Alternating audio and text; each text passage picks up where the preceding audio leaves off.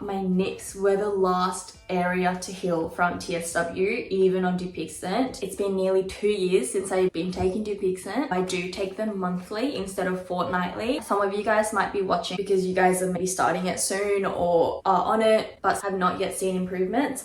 I wanted to talk a little bit about how I reacted to Dupixent when I first started. When I got admitted to the hospital with severe infection, I was put on antibiotics first. And then I went on cyclosporin, which is an immunosuppressant. And because I had told them that I want to be on Dupixent, they, did the application for Dupixent. And while that was getting approved, I was put on cyclosporin.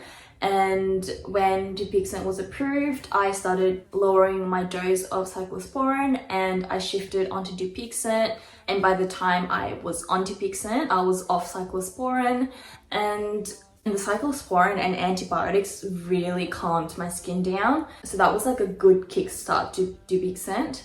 For the first few months taking Dupixent, I saw improvements, but my skin wasn't like this yet. But I was really happy because I was in a really bad state and I could see the improvements, and I was just so happy to live my life again. Let's say my skin was a 0 during TSW, it was the worst. And then taking cyclosporin and antibiotics improved it to about 4. It was a good improvement. After getting the initial 2 shots, because you take 2 shots in the very first injection where you go and get it done. After that, I feel like my skin maybe went up to 5. In August, I would say I'm like a 7. In terms of my future plans around Dupixent, when I initially started taking it, I thought maybe I'd take it for like a couple of years and then come off it. That was my plan. But things change, and at the moment, I don't see myself coming off it right at this moment.